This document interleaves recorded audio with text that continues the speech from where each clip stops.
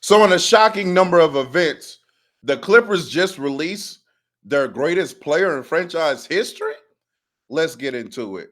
Chris Paul, not too long ago, a couple of days ago, was just released, sent home by the Los Angeles Clippers, and news broke from Chris Haynes, someone who's very close with Chris Paul. Shout out to Chris Haynes and his crew. Now, as soon as that news dropped, everybody was like, oh my goodness, what happened? Why is this happening? There's no way CP3 just got released. What could it be? Apparently, there was some smoke between him and the players. And the first one to bring this news to us was, in fact, Lou Williams. Let's see what he had to say. You're our guy when it comes to all things Clippers. What the hell just happened, sir? Yeah, just talking to a few different people over there and just trying to understand what transpired in the early morning hours of this team being in Atlanta. But from what I've gathered, that brought an end to this abruptly was there was a few scenarios, and which CP was holding people accountable from players to staff, from coaching staff up to the front office. And from what I understand, there was a situation where he even addressed the team and apologized and said, look, my criticisms are coming from a good place. I want us to be a good team. I want us to get this thing right. And he was just holding guys accountable. Now how some of that talk was taken or interpreted, that's up for the players and the coaching staff that was involved and how they felt about it. Very quickly, I just want to remind the people in the audience, Chris Paul has not been the most liked person throughout his entirety of his NBA career. I'm not going to lie. There have been numerous stories. There have been numerous teammates to come out and say how much they disliked Chris Paul, that Chris Paul was a bit annoying. He was a bit of a pain in the arse. He was tedious, right? There are some people that say, you know what, you're not even good enough to justify how you're, yapping at us right now, even during his prime, let alone right now. Yeah, some people say he's dirty from time to time, dirty player. Wasn't a champion, so how can you talk to us like this? So this coming out about Chris Paul as a Clipper is really no surprise. Chris Paul holds his teammates accountable. Even before he left Houston officially, part of the reason why he left Houston not only was because he did have a down year in 19 compared to his season to the 2018 season.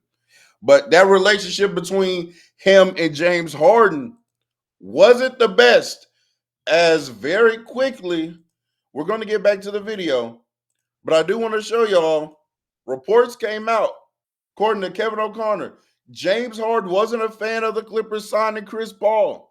I've heard from multiple sources that James Harden was opposed to the Chris Paul signing, that he was one of the guys who was like, I'm not so sure here.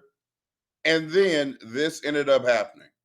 So Chris Paul and James Harden have not had the greatest of relationships throughout the years. And again, this was more public or more well known due to the collapse in Houston. But let's get back to the video. And then down the line, there was another scenario where, he was critical of front office as well. And I think that was the one that broke the camel's back. That was the straw that broke the camel's back when he had, some criticisms for the front office as well. I think that's what brought this to a head in the early hours in Atlanta. Like I said, I'm in Atlanta. The Clippers are in Atlanta. It was about, 3-something in the morning. For whatever reason, I was up, but I was up. And and that's what I was understood, but for Lemon Pepper Lou, we know how you was up. We know why you left the bubble. Too bad. Like Lou Will. We know what you was on 3:00 in the morning. Shout out to Lemon Pepper Lou. For a player who's gonna go down as a Hall of Famer, for somebody who's gonna, possibly have the opportunity to be the first jersey retired in the Raptors um, over there at the Intuit Dome and be the first to represent Lob City and be the first person to represent the Clippers in that manner. This is just a sour way to go out. It looks bad on the Clippers' part to do this in the late night hours. It looks bad for Chris Paul. It looks bad for all parties involved.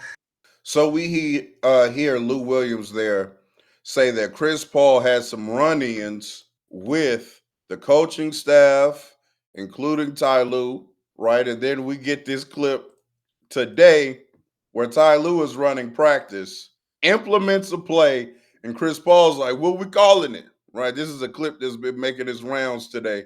Fuck CP, ain't no name on it, nigga. Get the ball play and get the action. I don't know if y'all heard him. So we're gonna rewind that. But he said, FCP, nigga, get the ball and play, run the play. Fuck CP, ain't no name on it, nigga. Get the ball play and get the action. Yo, why you got it? Change not. Here is now Ty Lue, right? Ty Lue has now had an interview where he was asked about the Chris Paul situation, and again, there were reports coming out. Again, this happened in the middle of the night, 3 o'clock or so in the morning, and so information isn't available immediately when it's 3 something in the morning, right? So we kind of had to wait for more details and rumors to come out about the situation. And then, as Lou Will articulated, there were some problems that Chris Paul was having with not only the players, but the coaches, and then started criticizing the front office. And then they told them, man, hey, look, bro, you got to go. You can't be so hypercritical about a situation that you're really not adding or benefiting anything to as far as a player's standpoint, right? So it just seems like that Chris Paul is the old grumpy man complaining about everything. But what I would say is that's what they needed. In my opinion, that was needed. Somebody needed to try to put a spark under this team, because DeMarcus Cousins on that same show that Lou Williams is on had a clip where he says that the Clippers are missing some edge. They're missing some of that personality, some of that get up and go, because Ty Lue's a real laid back guy. James Harden is the same, and Kawhi Leonard is the same. He just had a quote about that not even a week ago, if I want to state correctly, if I remember correctly.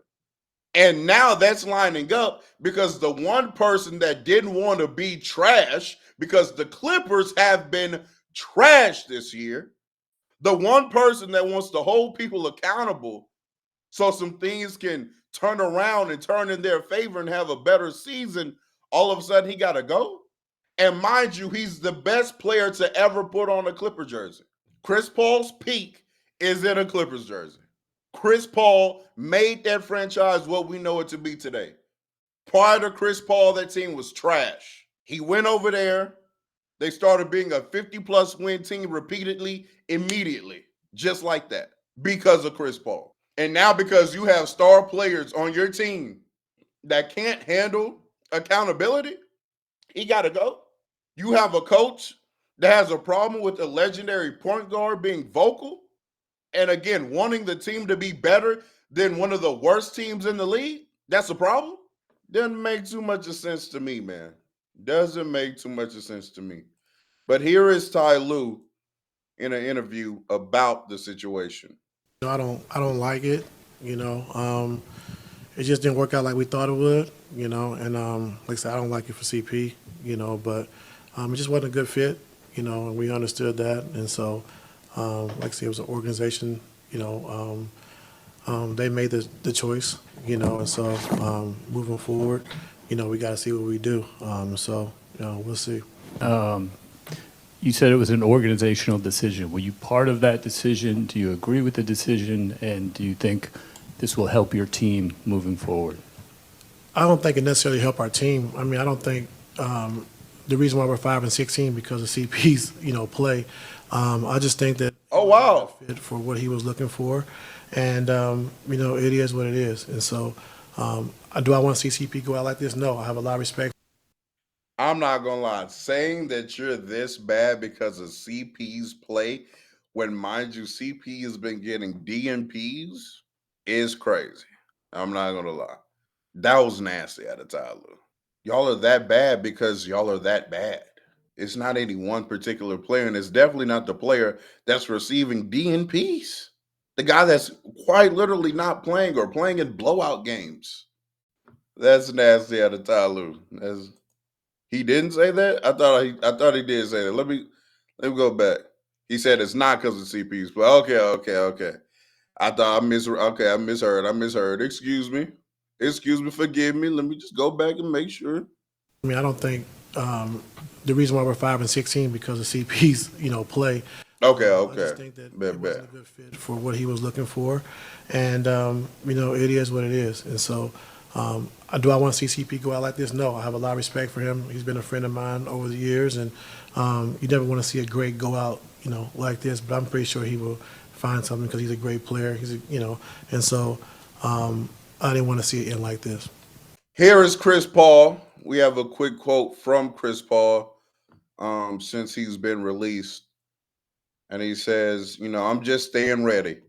I'm hooping right now. I don't know what's next.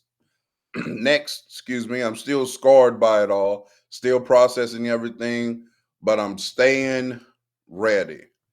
Now, obviously, what left is there for us to go over? It's the two stars of the Los Angeles Clippers and what they had to say, right? So here's a quote from James Harden saying, I'm just as shocked and confused as you guys. I'm so sure. I'm so sure, James. I'm so sure. Now, here's a bit of an article we have here. Los Angeles Clippers stars James Harden and Kawhi Leonard were shocked when they found out Wednesday morning that Chris Paul would no longer be their teammate. The Clippers made the stunning overnight decision to part ways with Paul after a 3-hour late-night conversation between Clippers president of basketball operations Lawrence Frank and Paul at the team hotel in Atlanta. Harden and Leonard couldn't believe their eyes when they saw the news on their phones. Well, that's pretty believable because it was, again, in the middle of the night, it's 3 o'clock in the morning. I'm just as confused and shocked as you guys. The world, Harden said Wednesday night after the Clippers beat the Atlanta Hawks to snap a 5-game losing streak. Definitely surprised me, but not just Chris. It's a lot that we were dealing with. But this is out of our hands. I got to focus on what I can focus on and what I can control. I guess the front office felt that it was the best decision for the organization. Leonard said he almost had to reread the news. It was shocking to me, Leonard said. I guess they had a conversation and front office made a decision. Sources told ESPN Shams, that Paul was not on speaking terms, with Clippers head coach Ty Lue for several weeks before the veteran point guard's abrupt ouster. Paul and his leadership style clashed with Lue and the Clippers, according to sources who told Sharania that the 12-time All-Star was vocal in holding management, coaches, and players accountable. Wow. The Clippers believe Paul's style had become disruptive, sources told Sharania. Frank said Wednesday that the organization's decision to part with Paul did not stem from one isolated incident, and that the sides had more than one conversation before Paul was informed he would no longer be part of the team. Lue was asked whether Paul's departure helps the Clippers. I don't think it necessarily helped our team, Lue said before Wednesday games. I mean, I don't think the reason, okay, this is actually the video we just saw, right? Paul, one of the greatest players in Clippers franchise history, will retire at the end of the season, his 21st in the NBA.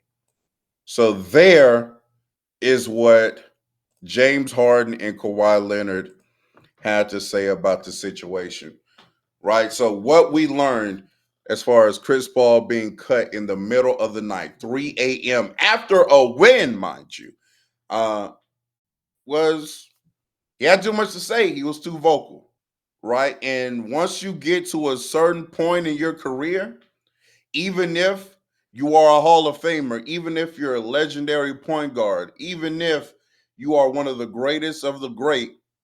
There's a point where people don't want to hear you, bro. Right? I don't think it's a coincidence that Chris Paul finds himself in this scenario when, again, throughout his career, there have been multiple people coming out saying, hey, Chris Paul kind of rubs people the wrong way. But that can be taken one or two ways, right? Same kind of issue with Jimmy Butler. If you're somebody who wants to win and is all about winning, and winning is the number one priority, you deal with Chris Paul because that is what Chris Paul is trying to do. Chris Paul wants the best results for the team. That's why success has followed Chris Paul everywhere he's gone throughout his career. And so I can't even blame him for having that kind of mindset and that kind of viewpoint when it's worked everywhere he's going, right? I'm going to be detail oriented. Why? Because that works. I'm going to hold myself accountable. Why? Because that works. I'm going to hold my teammates accountable. Why? Because that works. And now he's in a situation with these personalities that don't necessarily mesh with that.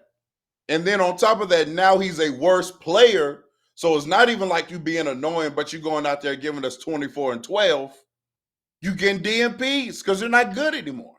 Yet you still barking on the sideline like you the starting PG.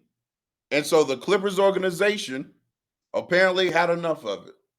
But I actually say to this, in my opinion, this is a good thing for Chris Paul. You know, find you another situation to go to that is going to appreciate what you bring to the table, that you're going to appreciate your win first mindset, because clearly that old ass team in LA don't want to win. Clearly. That's what this told me. If you have a problem with Chris Paul holding players and coaches accountable, you have a problem with winning. Let me know what you think down below in the comments. Number one, tell me, did they do Chris Paul wrong in cutting him in the middle of the night as the franchise's greatest player? Also, let me know, do you have a problem with how CP3 moves, how he operates? Let me know again down there below in the comments. Make sure you like the video. Make sure you sub up to the channel.